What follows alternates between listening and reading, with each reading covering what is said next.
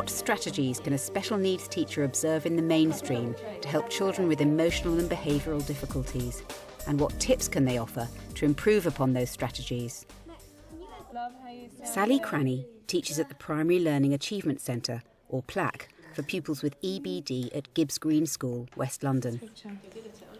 I think it's really important that the special school teacher and the SENCO and the mainstream teacher work hand in hand to effectively include students in mainstream school. I think that when the relationship is really good between all those three key people, the child has a greater chance of success because we're using the same techniques, we're sharing expertise as well as resources, and that I think is fundamental to the success of inclusion. Sally visits St Leonard's Primary School near Hastings, where she joins SENCO Penny Nice and Year 3 teacher Sarah Corrigan. No, I want you to write the big date. You've got it there. Change places if you had a really good half term. The children in Sarah's class are of mixed ability and 14 of them are on the SEN register. So if you were outside on the playground, you're playing football and you're playing with your friends, what kind of tone are you using then? Are you angry? Are you talking really softly? How does your voice change? It's loudly. Loud. So it's quite loud. Is it angry? Sally loud? knows from experience that a successful circle time with a class like this isn't easily achieved. I can see in your circle you have numerous kids with behavioural difficulties, yet they were very safe and supported and behaved brilliantly then. How do you build an environment where circle time can work really effectively? At the beginning, circle time was much shorter. We did shorter circle times, maybe 5 minutes, 10 minutes, moving into spaces, sitting down, listening, the idea of moving around the circle and just being able to say something or just missing a turn if they didn't want to. Does the way we talk to people matter? Brooklyn? Well, it depends on, it depends on whether you shout at them, then it might hurt their feelings or something. It's a brilliant answer. Good boy. What about By practicing it weekly, it builds up the trust between the children, builds up the trust between the children and myself, allowing them to feel free to say what they want to say. I think also it's important to start the circle time with something fun, something that's easy, something that they all can do. They can do even if they don't agree with what's been said. They can join in and they can feel part of it. And I think that's the key. And then I think not to force children into doing things, not to pressurise them, just to allow them, if they don't want to take part and they sit in the circle and they listen. I think that's a skill in itself. Nothing's the matter. Some of these children find being in a circle, being asked to do certain things in front of everyone else very intimidating. I take them out of the circle and working on what we've done in the circle gives them an opportunity to practice, perform before they have to come back to the circle. Sarah makes use of role play in circle time. Don't touch my things. Hey, we're reading it.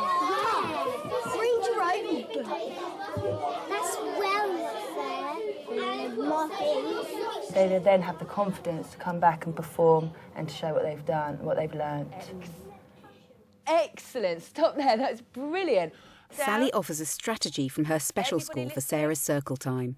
Quite often I'll say to my learning mentor, I'm feeling 6 out of 10 and this is how I feel. And I'll get him to tell me how he's feeling. How do you feel out of 10?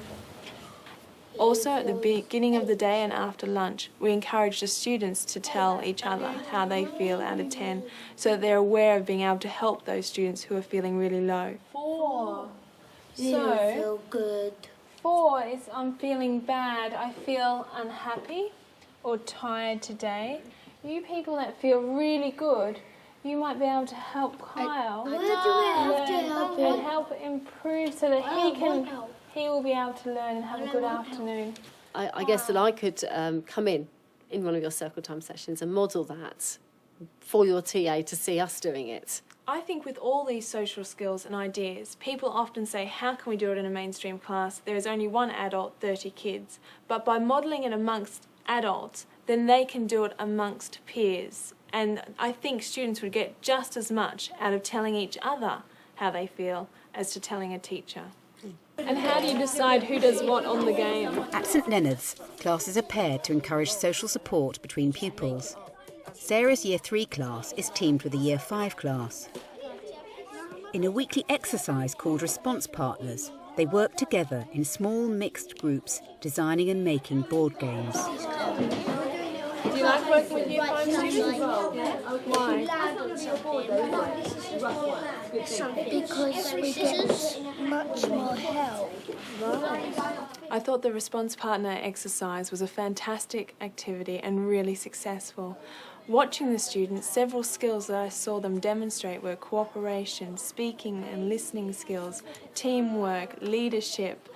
These sorts of skills are vital to develop, and they're doing it naturally. Is there any bigger people? What I would suggest is to really big up those skills and say, this team has got great cooperation at the moment. This is a skill that they're really demonstrating. This team here, or this person's being a fantastic listener. One thing that we do at the plaque is each week we have a focus, so it might be listening or friendship or cooperation, so that everyone around the school is saying those same words and picking up and reinforcing when students are demonstrating those skills, because otherwise the focus is too broad.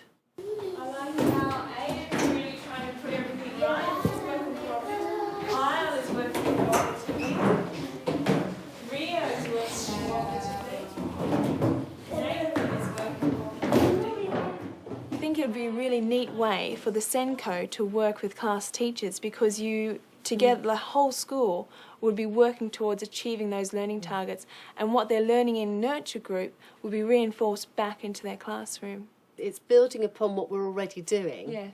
but it's something that I think would be possible in a mainstream school, for us to actually have a focus on a weekly basis on a particular social skill, and then be praising every child in the school that we see doing, you know, all the teachers, everybody working in the school will know what that focus is, and even if it's seen on the playground or in the corridor, be able to praise that. What's everyone been doing in your group? There's making the boards, and then Joseph and Katie was making the mouse, the big mouse in the middle. I think it'd be really valuable for students to reflect not only as a team, but also to reflect as Year 3 students and Year 5 students as to what they have brought into that team and their roles and their social skills that they've brought. I think that's a really good idea as well. I mean, and it does bring back that point of whole reflection, doesn't it? Whole school reflection on and everybody being aware of what everyone else is looking for, and perhaps encouraging the children with each other to be very aware as well, and say, you know, be able to tell you, Miss Corrigan, look, he's been very, very cooperative today. I find that's a really effective teaching tool to reinforce a social skill, and I call it positive dobbing, where they come in after lunch or after a lesson and they tell me something really positive that someone else has done. And it's a great way for them to reinforce those skills in each other. Maybe someone who could tell me something about someone else's behaviour out in the playground. I got, can I dub on A because because he played well. Yeah. And when our team won, we didn't all shout, "Oh, we won, we won." We shake hands. Fabulous. Sally observed further use of year group support in the Sports Mentor Scheme, where Year 6 pupils are trained to organise lunchtime games for Year 1 pupils. So what do you do as sports mentors? We sort of play with the little ones and just Make them enjoy the playtime, lunchtime really more than they. So if they get left out, we can ask them if they want to play and stuff. and we can also teach them a couple of new games, and they've got lots of exercise in them, like running around and stuff. They've got lots of different games in them, and it just tells you like the 3 things that you need to do to make sure that they'll listen. And it's just like explain clearly, keep them active and keep it safe, really. They learn manners for their teachers. They learn new games, which most of them they thoroughly enjoy. I think the younger children enjoy playing with us because it boosts their confidence playing with older children, and they just have so much fun with us and really helps them get along with each other. Jump Ahead is an early intervention programme to help Year 1 pupils with physical activities and coordination skills.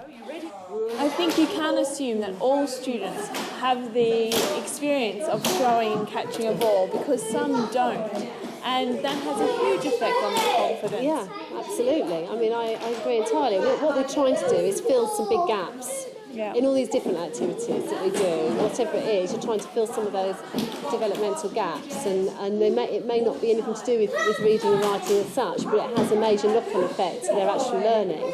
So here, what they're practicing is coordination, being able to roll a ball, catch a ball, and it develops their confidence in a wider sense. So when they go into a PE lesson, they feel more confident, and just on the playground as well, they feel more confident, and it all helps with social skills, because the more confident they are, the better they are socially, really.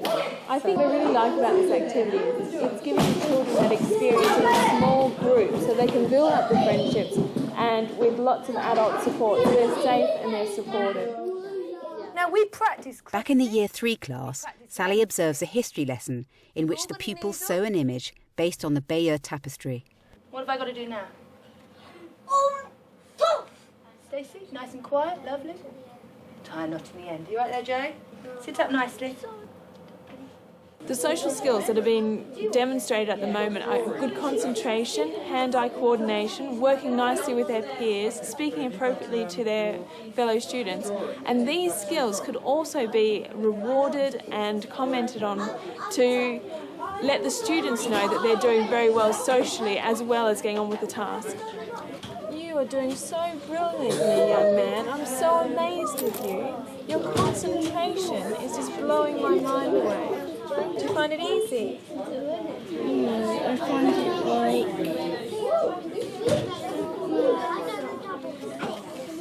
Students with emotional behaviour difficulties have such a high degree of fear of failure and are real perfectionists. For them to attempt, engage and enjoy an activity like this, they need to be in a safe and supported environment. This is why I think this activity is working so well in this classroom. I think one of the very important things from today is this emphasis on training for the whole staff. Everybody needs to be coming from the same position, really. That really hurt. Get on. And you were talking about empowering all the adults in the school in the same way, that they all have the same ability to praise children for doing certain things. So it's identifying those social skills and getting everybody really on board with developing them and improving them. What I was really impressed with today was the amount of strategies that you've put in place, and also the diversity of the strategies that you have across the whole school. To see in response partners the older students working really well with the younger students in the mainstream classroom, to seeing the playground mentors, that not only develops the skills of the mentor, but also provides a really safe environment for those students that find socialising really difficult. Quite often people will say, why should we have this intervention? Because it's a lot of work to put in positive interventions for 1 or 2 students. But the truth of the matter is, a lot of our students in our mainstream classrooms are having emotional difficulties and do have emotional needs that haven't been met, even if they're not outplaying that in behaviour difficulties. And these really positive strategies that you have in place in this school are meeting those needs.